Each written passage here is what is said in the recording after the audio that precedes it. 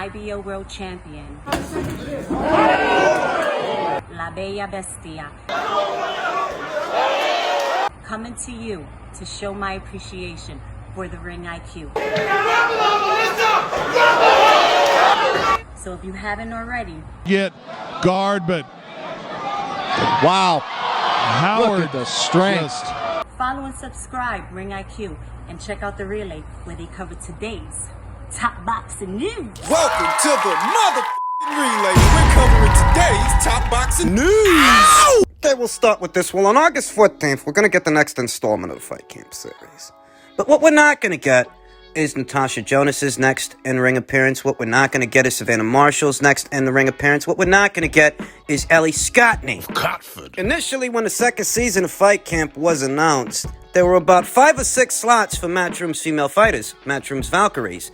That has since been reduced to 2. The professional debut of Sandy Ryan and the ring return of Ebony Bridges. Shannon Courtenay, she's out injured. And I don't really know what's going on with Savannah. Yeah, I don't really know what's going on with Natasha either. I know that very recently, ring veteran Chevelle Hallback, who's been there and done that, she made her ring return against Logan Haller. And, I just find myself thinking, if Chevelle Hallback can find herself a dance partner in Logan Haller, why can't Matchroom find Savannah Marshall a dance partner? What the hell's going on here? I don't want to castigate anyone just yet. I don't want to assign blame. Could very well be that, once Matchroom is involved, a lot of girls start asking for a lot of money. A lot of money that they don't normally ask for. They're quite happy to fight for lesser dollar amounts. It could be that way. We've seen that more than once. I just don't know what's going on here. The Fight Camp series, the second installment of it, was supposed to afford us the opportunity to see some of Matchroom's Valkyries in action, and that hasn't quite happened. A source told me. You know what I was told? By a source who shall remain anonymous. A source who's in the know. A source who's on the other side of boxing. I was told that Natasha Jonas is going to Sky. They've promised to give her a punditry job. I have a feeling Savannah has too, as she only had 1 fight left with Eddie, and Sky told her they will make the Shields fight. To which I queried, They're leaving Matchroom? Holy crap! But I thought Jonas had just signed with Hearn. To which my source replied, no, she hadn't, mate.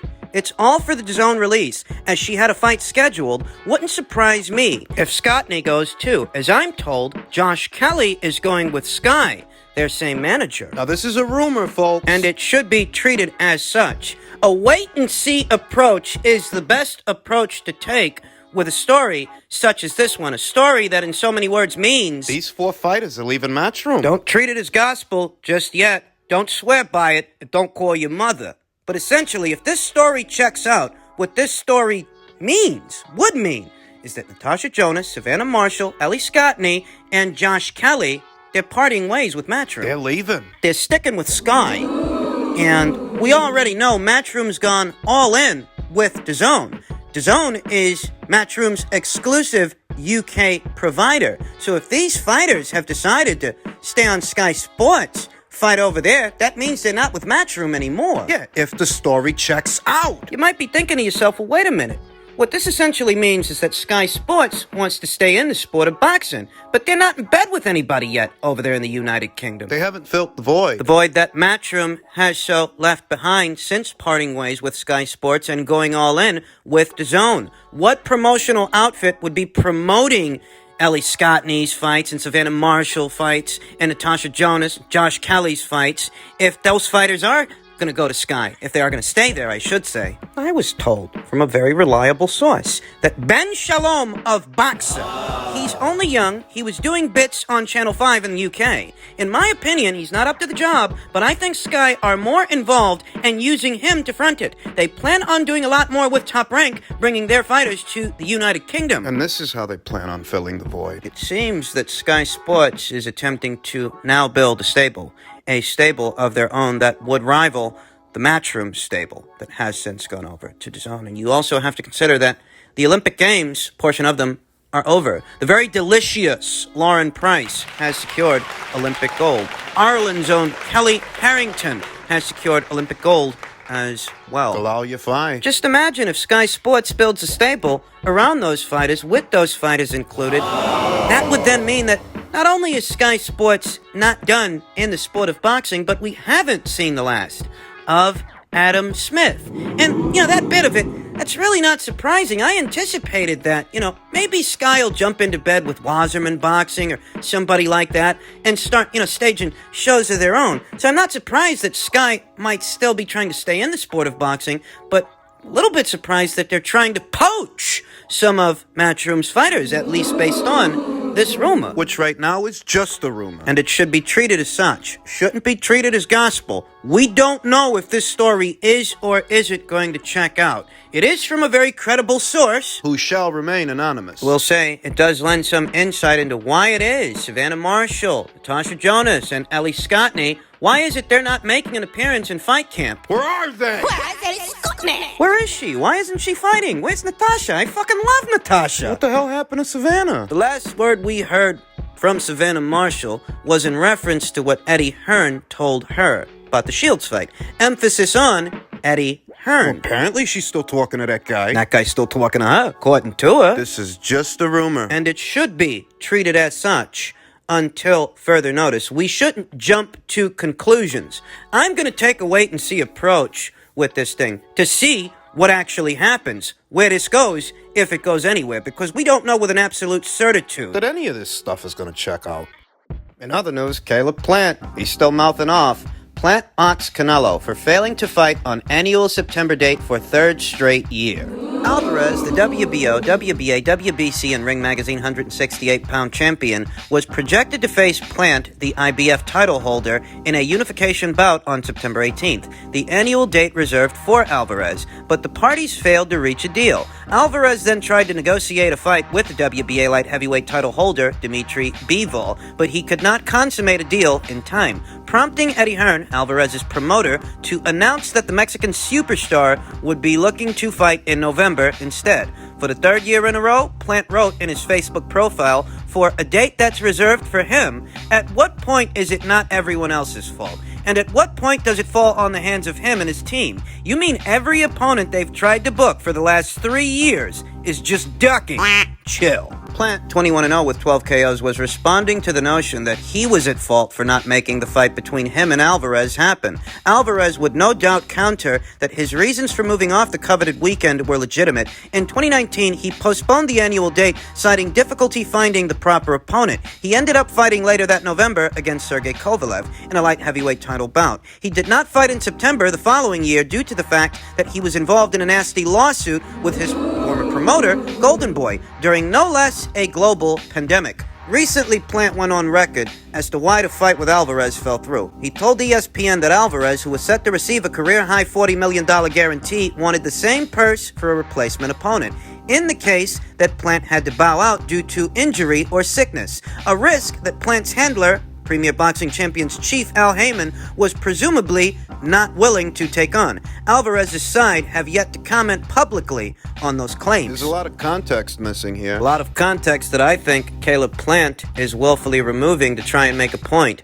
A tenuous point, to say the least. That yes, Canelo Alvarez, for the last 3 years, he hasn't fought on that September date, but that doesn't mean... He fought everybody he set out to fight. Except you. If we evaluate Canelo Alvarez's opponents for the last 3 years... The only one he wasn't able to pin down was you. Nobody's saying that for the last 3 years, all these different guys have been ducking Canelo Alvarez. No, quite the opposite. For the last 3 years, under a variety of different circumstances, before the pandemic hit and afterwards, fights got made. Pay attention. Fights at different weights, fights with different fighters under varying circumstances, while Canelo was with Golden Boy Promotions, after he parted ways with them, during the pandemic, fights still happened. Unification matches still got made. And the only guy that Canelo Alvarez has struggled to pin down is Caleb Plant. Which one of these other guys did he have to go to 2 and 3 times? 4 now. Sergey Kovalev fought him with a limited window to prepare. Where Caleb Plant didn't want to. I vaguely recall the first time Canelo Alvarez went to Caleb's issue was he didn't have enough time to train. He wouldn't have had enough time to prepare. So the fight didn't happen, where the fight with Sergey Kovalev, that did happen. And Sergey Kovalev's been crying about it ever since. But if it bothered you that much, you shouldn't have took the fight. Don't wait until after you sign on the contract and the ink is dry, fight is over, to start taking issue with the allotted time you'd have to prepare for the match. If it were that much of an issue, you shouldn't have took the fight. That's another story entirely. Better still, Kovalev fought him. you didn't. Afterwards, they came to you again And instead of getting a fight with you, he ends up getting a fight with Callum Smith. Unbeaten champion. The same way that you're an unbeaten champion. You know, he moves on from that. He has the Yildirim fight. And the Saunders fight. Canelo Alvarez has done more to unify this division in the last 5 or 6 months than Caleb Plant has his entire career. Just thinking about what the guy said. And what these guys' resumes for the last 3 years, what have they consisted of? What have they looked like? You got Canelo Alvarez, who's been fighting champions at 160, champions at 175, and champions, 2 of them very recently, at 168, whilst Caleb Plant was doing what and fighting who? Yeah, he wants to shift the blame over to Canelo. Well, he's doing that. What's Canelo doing? I'll tell you what Canelo's doing. He's revisiting the fight. He's already come to you 3 times. He's not playing the blame game the way that Caleb is, doing the rounds. He's doing what he's got to do to make the fight. Because we know you ain't gonna cross the street. When the fight first collapsed, you didn't see Caleb Plant offering to do the fight on the DAZN side of things. Instead, even though the DAZN people offered to do the fight, when Fox couldn't get the deal right, Caleb Plant was going to let that ship sail. It's only because Canelo Alvarez decided to revisit the fight that we're here. But Caleb's still playing the blame game. I don't even doubt that Canelo Alvarez's demands might have had something to do with the fight dematerializing, but I don't think that's the whole story. Moreover, even if Canelo Alvarez does have demands, that's what a fighter of his stature comes with. Like Floyd Mayweather Jr. and Manny Pacquiao before him, and Oscar De La Hoya before them, all the way back to Sugar Ray Leonard, all the way back to Sugar Ray Robinson. Guy's new to boxing or something. What's with all of this altruism? There are those out there that have taken a liking to calling Canelo Alvarez a diva, citing his diva antics as the reason the fight collapsed in the first place. Yet, as it turns out, if this fight even materializes, if this division sees an undisputed champion crowned, it's only because Canelo Alvarez made that possible. Canelo Alvarez made that happen by unifying 3 of the 4 major titles and doing what he had to do to get the last one. Because Caleb wasn't gonna cross the street. When the fight collapsed, because Fox didn't get the deal right, you didn't see Caleb offering to do the fight on DAZN. Instead, what you saw him doing was doing the rounds with the media and the pundits and playing the blame game. That guy's worried about the wrong thing. Well, he is now, trying to save face and shift the blame over to Canelo Alvarez, who's actually the one that's making all of this possible. Because if Canelo Alvarez had no interest in Caleb Plant's little red belt, we wouldn't be here. This guy's worried about fight dates. Well, what he needs to be worried about is Canelo. Never mind what didn't happen in September. Never mind trying to save face. Don't worry about Canelo fighting on a Mexican holiday. When he fights, really isn't your fucking problem. What is your fucking problem is Canelo Alvarez himself, because you're shooting off at the mouth quite a bit. And soon, you may have to deal with him. Back up all that stuff you said. Never mind what fight date Canelo Alvarez was unable to save for the last 3 years, because that's besides the point as far as you're concerned. As far as you're concerned, you could be facing this guy this fall, and it's only because you've got something he wants, and he's willing to cross over to get it, but you're not. Finally, boxing scribe Steve Kim took to social media and asked, with all of the outrage from last night's decision involving the WBA, which promotional entities will stop playing ball with them? They are the economic enablers in all of this. Hysteria and outrage only goes so far, and that's a very valid point that me and you can be angry about this via social media all we want. You can spit in the wind and hit a Krabby Patty on Twitter. No shortage of those. What is actually being offered up in terms of real solutions to this very prevalent issue? Mark Ortega had a few questions for the WBA's president, Gilberto Mendoza. He asked, what is your relationship with Maestre? Rumors floating around that you manage him. What is a WBA photographer, translator, doing as part of his team?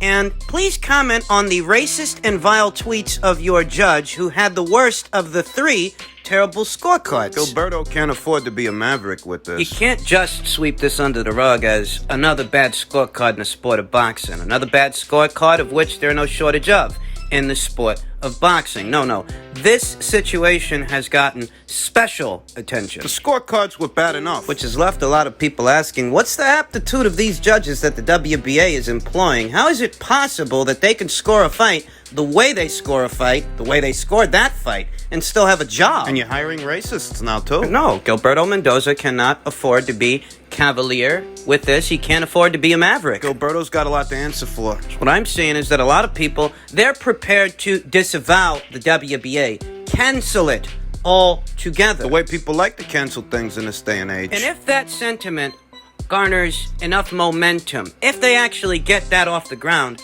that could be to the detriment of the WBA moving forward, depending on how they handle this situation. Those 3 judges that scored that Fox versus Maestre fight, they shouldn't be allowed to score another fight moving forward. 3 of them should be out of a job. You know, 1 bad scorecard from 1 judge. What happens? You can chalk that up to being an off night, but 3 bad scorecards. No, that's not an off night. That denotes corruption, as Al Bernstein so adequately put it. There's no other way to say it. All 3 of yous got it wrong. No fucking way. You didn't get it wrong. You guys just filled out these scorecards in the parking lot. The outcome of this fight was determined before the fucking fight even took place. We're saying that the judges are on the tape. I'm saying that's what the implication is. And does the WBA want to be complicit with corrupt officiating and bigoted judges? Or employing these kinds of people. The court scoring around in a professional boxing match really is open to interpretation, the interpretation of the judges. That does leave the door open for a lot of ambiguities. But when you have a judge like Gloria Martinez-Rizzo, You have somebody like her rocking the boat. oh yeah, that might create a lot of problems for you because Gloria Martinez is a bigot, and her bigotry can be used to assassinate her character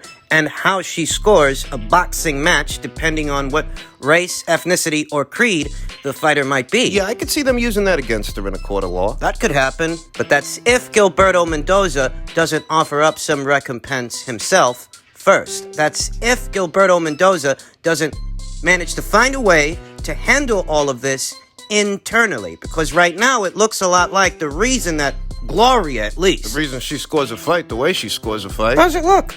You got a boxing judge that takes to social media to call people monkeys and things of that nature. This is the kind of judge you want to employ? This is the kind of judge you have presiding over a professional boxing match where there's widespread outrage over how the fight was scored? You hired this person. This person, they still have a job at your organization. You're not going to reprimand them for misconduct. Can be interpreted as misconduct. How that might reflect on your organization who has so decided to employ a bigot, an inept bigot that doesn't even know how to score a boxing match. Or is it that they do, but they let their bigotry get in the way? How does employing one such as this reflect on your organization and what you're all about? Gilberto Mendoza hasn't addressed any of this stuff yet. Not right now, not yet. As I narrate this video, and I don't know if by the time this video is uploaded, perhaps Gilberto Mendoza will provide more clarity on where it is the WBA stands with Gloria Martinez and those 2 other judges that fumbled the ball. Because this is getting a lot of attention. The wrong kind of attention, and in order to quell the public outrage, the WBA has to take action and show